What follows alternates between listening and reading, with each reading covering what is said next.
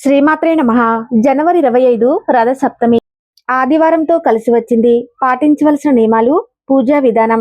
అఖండ ఐశ్వర్యం 100% కలుగుతుంది. ముక్కోటి దేవతలకు ఇష్టమైన మాసం ఈ మాఘమాసం. జనవరి 25 ఆదివారం రోజున రథసప్తమి వచ్చింది. రథసప్తమి సూర్య భగవానునికి అతి ప్రీతికరమైన పర్వదినం. ఆదివారం కూడా సూర్యుని సొంత దినం కావటంతో ఈ రెండు ఒకే రోజున రావటం చాలా అరుదైన మహాశుభయోగంగా శాస్త్రాలు చెబుతున్నాయి. ఈ రోజున సూర్య ఆరాధన చేస్తే ఆరోగ్యం, దీర్ఘాయువు, ఐశ్వర్యం లభిస్తాయని నమ్మకం. రథసప్తమి రోజు చేసే పూజల వల్ల కోటి రెట్ల పుణ్య ఫలితాన్ని పొందవచ్చు. సూర్య భగవానుడు పుట్టినరోజునే రథసప్తమి పండుగగా జరుపుకుంటారు. సకల జగత్తుకి వెలుగునిచ్చే సూర్యుడు ప్రధానికి తన దిశ నిర్దేశాన్ని మార్చుకునే రోజే రథసప్తమి. రథసప్తమి పూజా విధానం, పాటించాల్సిన పరిహారాల గురించి ఈ వీడియోలో తెలుసుకుందాం. ముందుగా అందరూ ఈ వీడియోకి ఒక లైక్ కొట్టి జై శ్రీకృష్ణ అని కామెంట్ చేయండి. జనవరి 25వ తేదీ రథసప్తమి పండుగ వచ్చింది. అత్యంత పవిత్రమైన పండుగలలో రథసప్తమి పండుగ ముఖ్యమైనది. ఎంతో పవిత్రమైన ఈ రథసప్తమి పండుగ రోజున ప్రతి ఒక్కరూ ఉదయాన్నే నిద్ర లేవాలి. ఈ రథసప్తమి పండుగ రోజు ప్రతి ఒక్కరూ ఇంటి ముందు రథం ముగ్గు వేసుకోవాలి. అలాగే ఖచ్చితంగా ప్రతి ఒక్కరూ తలస్నానం చేయాలి.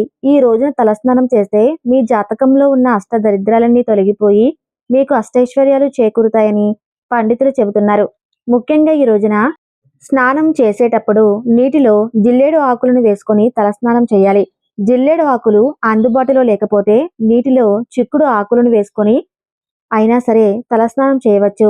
కాబట్టి రథసప్తమి రోజున స్నానం చేసేటప్పుడు 7 జిల్లేడు ఆకులను కానీ 7 చిక్కుడు ఆకులను కానీ తీసుకుని వాటిని మీ తలపైన, భుజాలపైన పెట్టుకుని స్నానం చేయాలి. జిల్లేడు ఆకులను సూర్యుడి ప్రతీకగా భావిస్తారు.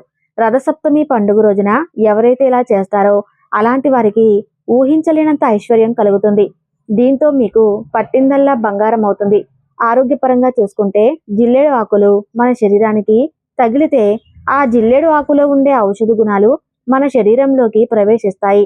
దీనివల్ల మంచి ఆరోగ్యం లభిస్తుంది. మీకు అనారోగ్య సమస్యలన్నీ వెంటనే తొలగిపోతాయి. రథసప్తమి పండుగ రోజున ఉదయం తలస్నానం చేసిన తర్వాత నీటిలో ఒక ఎర్రటి గులాబీ పువ్వును వేసి సూర్య భగవానుడికి ఆర్జ్యం సమర్పించాలి. ఓం సూర్యదేవాయ నమః అనే మంత్రాన్ని చదువుతూ సూర్యుడికి ఆర్జ్యం సమర్పించాలి. ఈ మంత్రం చదువుతూ సూర్యుడికి ఆర్జ్యం సమర్పిస్తే మీ జన్మ ధన్యమైనట్లే అని పండితులు చెబుతున్నారు. మీ జాతకంలో ఉన్న కష్టాలన్నీ ఖచ్చితంగా తొలగిపోతాయి. సూర్య భగవానుడి ఆశీర్వాదంతో మీకు మంచి రోజులు ప్రారంభమవుతాయి. రథసప్తమి పండుగ రోజున చేసే పూజల వల్ల రెట్టింపు పుణ్య ఫలితాన్ని పొందవచ్చు. కాబట్టి ఈ రథసప్తమి పండుగ రోజున పూజా గదిలో ఆవు నెయ్యితో ఒక దీపాన్ని వెలిగించండి. రథసప్తమి రోజు ఆవు నెయ్యితో దీపారాధన చేస్తే మీ ఇంటికి అఖండ రాజయోగం వరిస్తుంది. ముఖ్యంగా ఈ రథసప్తమి పండుగ రోజు ఖచ్చితంగా ఇంట్లో పాలు పొంగించాలి. ఇంట్లో పాలు పొంగించి పాయసాన్ని తయారు చేసి దేవుడికి నైవేద్యంగా సమర్పించాలి.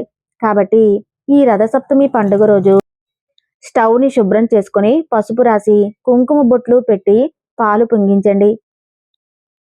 ఆ పాలలో కొత్త బియ్యం, బెల్లం, కొంచెం నెయ్యి, యాలకులను వేసి పరమాన్నం తయారు చేయాలి. ఈ పరమాన్నాన్ని దేవుడికి నైవేద్యంగా పెట్టేటప్పుడు చిక్కుడు ఆకుపైన పరమాన్నాన్ని వేసి దేవుడికి నైవేద్యంగా సమర్పించి మీ మనసులో ఏదైనా కోరుకుంటే ఆ కోరిక ఖచ్చితంగా నెరవేరుతుంది అని నమ్మకం.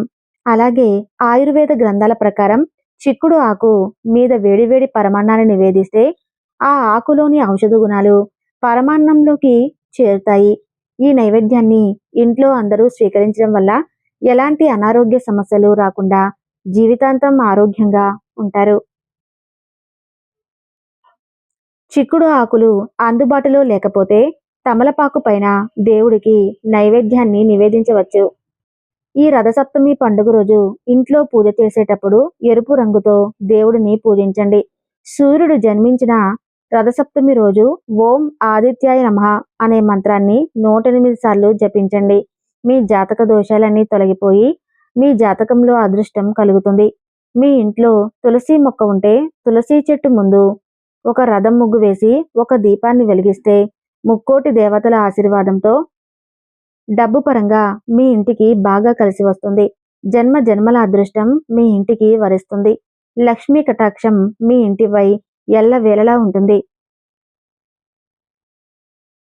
ఈ రథసప్తమి రోజున సాయంత్రం సమయంలో ఏదైనా శివాలయానికి వెళ్ళి శివుడిని దర్శించుకుంటే చాలా మంచిది. అన్నిటికన్నా ముఖ్యంగా ఈ రథసప్తమి రోజున మీ ఇంట్లో సూర్య యంత్రాన్ని పెట్టుకుంటే చాలా మంచిది. ఇంట్లో ఎలాంటి కష్టాలు లేకుండా ఉంటాయి.